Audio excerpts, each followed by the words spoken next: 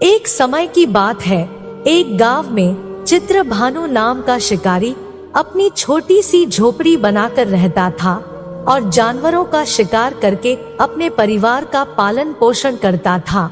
अगर आप इस कहानी को सुन रहे हैं तो पूरा सुने, क्योंकि यह एक अनसुनी कथा है जो आपने पहले कभी नहीं सुनी होगी।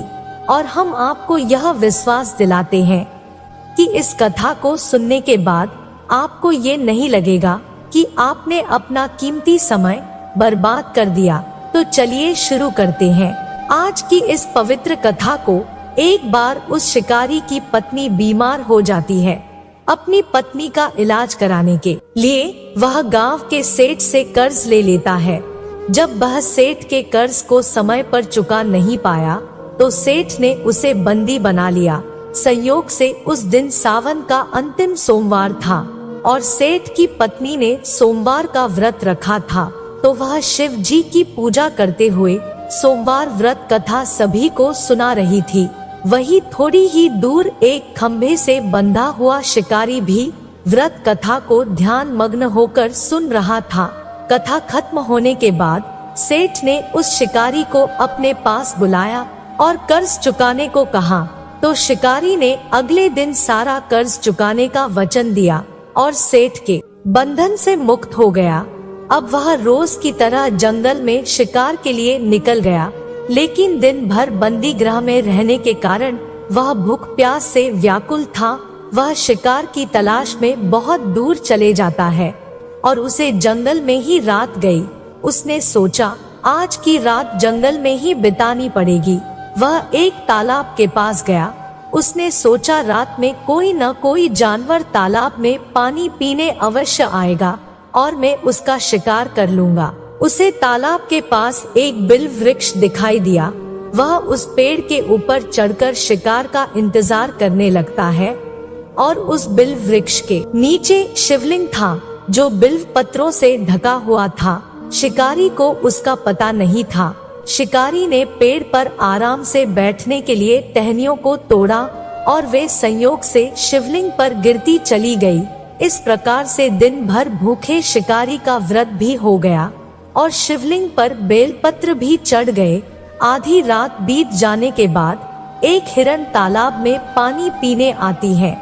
शिकारी ने हिरण को देखकर धनुष पर तीर चढ़ाकर जैसे ही प्रहार करने लगा, इतने में हिरण बोली, मैं गर्भवती हूँ और मैं थोड़ी ही देर में बच्चों को जन्म देने वाली हूँ।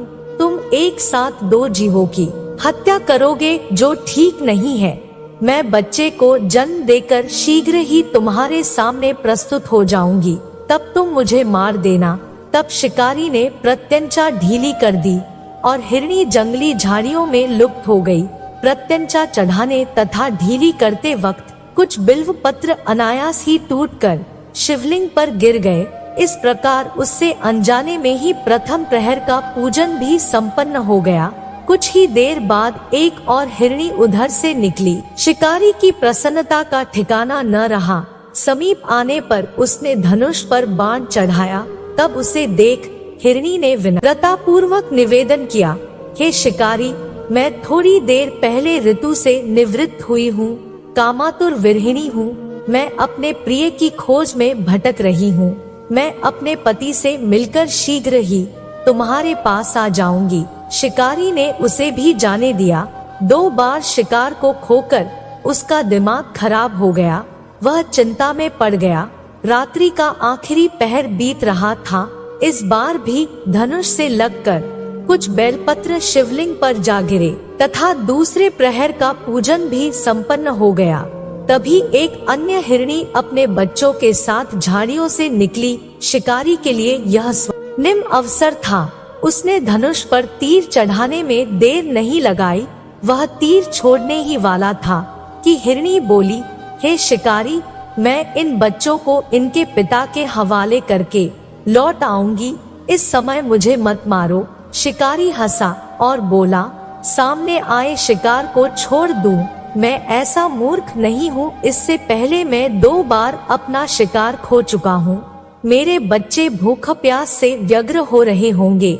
हिरणी ने फिर कहा, जैसे तुम्हें अपने बच्चों की ममता सता रही है। ठीक वैसे ही मुझे भी।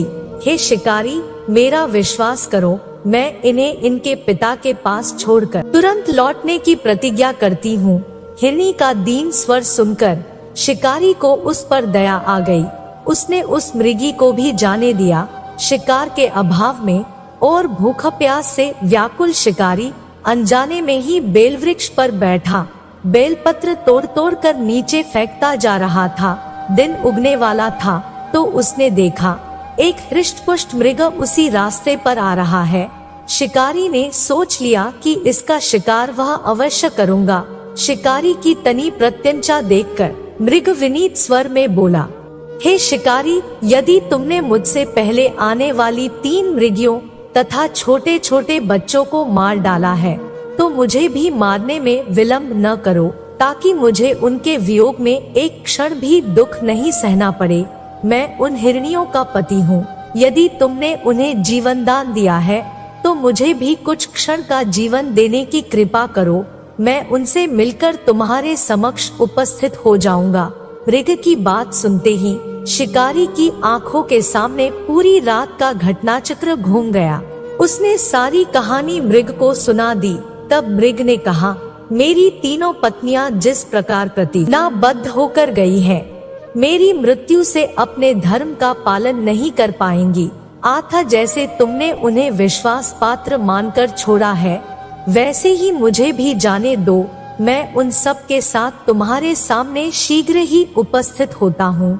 शिकारी ने उसे भी जाने दिया। इस प्रकार सुबह हो गई।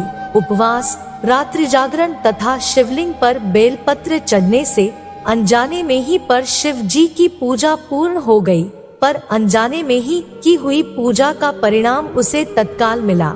शिकारी का हिंसक हृदय निर्मल हो गया। उसमें भगवत शक्ति का वास हो गया। थोड़ी ही देर बाद वह मृग सपरिवार शिकारी के समक्ष उपस्थित हो गया ताकि वह उनका शिकार कर सके।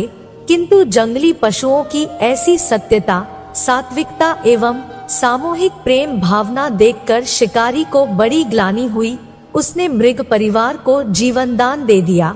अनजाने में शिव जी के व्रत का पालन करने पर भी शिकारी को मोक्ष की प्राप्ति हुई।